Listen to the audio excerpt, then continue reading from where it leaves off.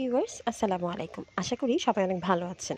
আজকে আমরা যেই টপিকটা পড়বো ওইটা কিন্তু বোথ ডেন্টাল অ্যানাটমি প্লাস অ্যানাটমির জন্য ইম্পর্টেন্ট। আর দুইটাতেই কিন্তু সমানভাবে এই টপিকটা এসে থাকে। এটা হলো ফ্যারেঞ্জিয়াল আর্চ পাউচ আর ক্লেফট। তো চলেন দেরি না করে শুরু করি। আচ্ছা, এটা আগে আমাদের জানতে হবে যে ফ্যারেঞ্জিয়াল আর্চ পাউচ ক্লেফটটা অ্যাকচুয়ালি কোথা থেকে আসে। এগুলো হচ্ছে আমাদের জার্ম লেয়ার থেকে আসে। তো আমাদের জার্ম লেয়ার কী কী আছে এটা আমরা পড়েছি এমব্রায়োলজিতে, যে আমাদের জার্ম লেয়ার তিনটা, একটা এক্টোডার্ম, একটা এন্ডোডার্ম আর একটা মেসোডার্ম। হ্যাঁ, এখন এক্টোডার্ম যেটা থাকে সেটা হচ্ছে বাহিরের দিকে থাকবে, সেটাকে আমরা বলছি এক্টোডার্ম। ভিতরের দিকে থাকবে এন্ডোডার্ম। অ্যান্ড একদম মাঝখানে যেটা থাকে অর্থাৎ এক্টোডার্ম আর এন্ডোডার্মের মাঝখানে সেটাকে আমরা বলছি মেসোডার্ম। এভাবে মনে রাখতে পারেন যে M for middle, M for mesoderm. আর একটো যেহেতু বাইরে থাকে, এক্টোডার্ম বাহিরে থাকবে। আর এদের ডেরিভেটিভসগুলোও কিন্তু অনেক ইম্পর্টেন্ট। তিনটা জার্ম লেয়ারেরই ডেরিভেটিভস অনেক অনেক ইম্পর্টেন্ট। ডেন্টাল অ্যানাটমি হোক বা অ্যানাটমি, দুইটার ক্ষেত্রে কিন্তু সমানভাবে ডেরিভেটিভস এসে থাকে। এখন আসি ফ্যারেঞ্জিয়াল আর্চটা কী জিনিস। তো ফ্যারেঞ্জিয়াল আর্চটা যদি আমরা দেখি, তো ফ্যারেঞ্জিয়াল আর্চ হবে এই যে এখানে যে আমরা গোল গোল দেখতেছি, ছবিটা যদিও কারেক্ট না, বাট একদম এরকম না। ছবিটা আমি হচ্ছে আপনাদেরকে একটা ছবি দিয়ে দিব কমেন্ট সেকশনে, ওখান থেকে দেখে নিতে পারবেন। তো ছবিটা জাস্ট বোঝানোর জন্য আঁকা।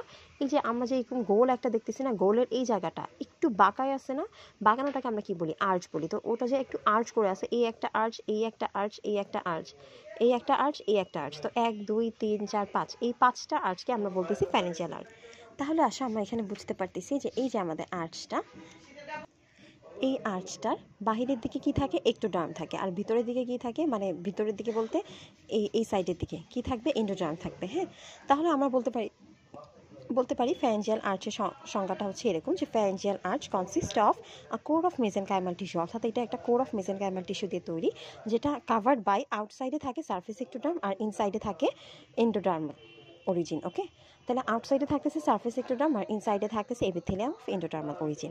এখন আগে বলেছি যে ফ্যারেঞ্জিয়াল আর্চ কী আছে? 1 2 3 4 6, অর্থাৎ এখানে কিন্তু 5টা ফ্যারেঞ্জিয়াল আর্চ আছে। ভালো করে দেখো, 1 2 3 4 5, এর মধ্যে কিন্তু 5 নাম্বারটা নাই। হ্যাঁ, তো অবশ্যই এটা তোমরা যেখানে লেকচার লিখবা সেখানে লিখে রাখবা যে 5th নাম্বারটা নাই অথবা 5th নাম্বারটা মিসিং, ঠিক আছে, যাতে মনে থাকে।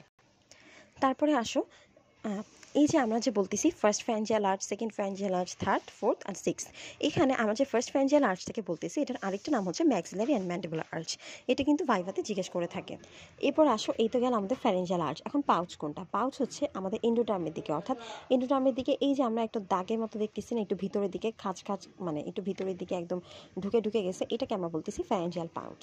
আর এটা হচ্ছে আমাদের এন্ডোডার্মের দিকে থাকবে। হ্যাঁ, এক্টোডার্মের দিকে যদি আমি বলি তাহলে এটার ভিতরের দিকে কি হবে? ক্লেফট। ক্লেফট অর্থাৎ একটা গর্ত মতো বোঝাচ্ছে। তো এটা যেহেতু একদম ভিতরের দিকে একটু ঢুকে গেছে, তাই এটাকে আমরা বলতেছি ফ্যারেঞ্জিয়াল পাউচ, যেটা কিনা এন্ডোডার্ম। আর এটা হচ্ছে আমাদের ফ্যারেঞ্জিয়াল ক্লেফট, এই যে এই দিকটা, এটাকে আমরা বলতেছি ফ্যারেঞ্জিয়াল ক্লেফট। তাহলে 1টা 2টা 3টা 4টা, এই যে 4টা ক্লেফট। আবার 4টা কিন্তু পাউচও আছে, 1টা 2টা 3টা 4টা, তাহলে 4টা পাউচ আর 4টা ক্লেফট। ওকে, তো এই হচ্ছে আমাদের ফ্যারেঞ্জিয়াল পাউচ আর ক্লেফট। তাহলে ফ্যারেঞ্জিয়াল পাউচের যদি ডেফিনেশন বলে তাহলে কি বলবো? যে human embryo has 4 pairs of pharyngeal pouches and the 5th is rudimentary. আচ্ছা, ফ্যারেঞ্জিয়াল আর্চ পাউচ আর ক্লেফটের মধ্যে সবচেয়ে ইম্পর্টেন্ট কিন্তু ফ্যারেঞ্জিয়াল আর্চটা, তো ওইটা derivatives.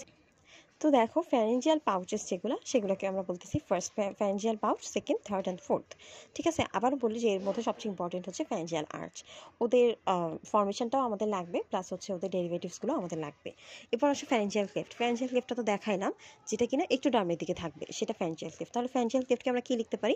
The 5th week of embryo characterized by the presence of 4th pharyngeal cleft of which only one contributes to the definitive structures of the embryo. তাইলে এখানে কি বলছে? যে পঞ্চম উইকে, অর্থাৎ একটা এমব্রায়ো যখন নাকি পঞ্চম উইক ওর বয়স থাকে, ওই সময়ও দেখা যায় যে আমাদের 4th যে ফ্যারেঞ্জিয়াল ক্লেফটটা থাকে, এই 4টা ফ্যারেঞ্জিয়াল ক্লেফটের মধ্যে শুধুমাত্র একটাই হচ্ছে কন্ট্রিবিউট করে আমাদের এমব্রায়ো ডেফিনেট স্ট্রাকচারে।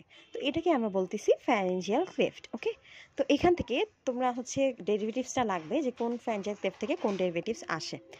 তো এটা একটু দেখে নিতে পারো, যে the dorsal part of the first cleft penetrates the underlying mesenchyme and give rise to the external auditory meatus, and epithelial lining of the bottom of the meatus participate in the formation of the eardrum. আচ্ছা, তো তোমরা যদি পুরোটা মনে নাও রাখতে পারো তাহলে কিন্তু এতটুকু বললেও হবে। তাছাড়া আরেকটা জিনিস মনে রাখবা, সেটা খুবই ইজি, যে cleft from a cavity lined with ectodermal epithelium.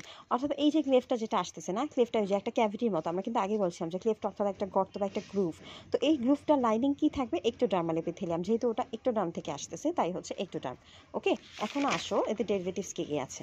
আচ্ছা, তো আমার মনে হয় এই ভিডিওটা এখানেই থাক, আর ডেরিভেটিভস নিয়ে আমি তোমাদেরকে আরেকটা ভিডিওতে বিস্তারিত বলবো, কারণ এটা বেশি বড় হয়ে যাচ্ছে। তো এটা শুধুমাত্র এটাই থাক যে ফ্যারেঞ্জিয়াল আর্চ পাউচ ক্লেফট কাকে বলে, অ্যান্ড এটার মধ্যে সবচেয়ে ইম্পর্টেন্ট কিন্তু ফ্যারেঞ্জিয়াল আর্চেসটা। তো আশা করি সবাই বুঝতে পেরেছো, আর যদি কোনো কিছু না বুঝে থাকো তাহলে কিন্তু কমেন্ট সেকশনে জানাতে পারো।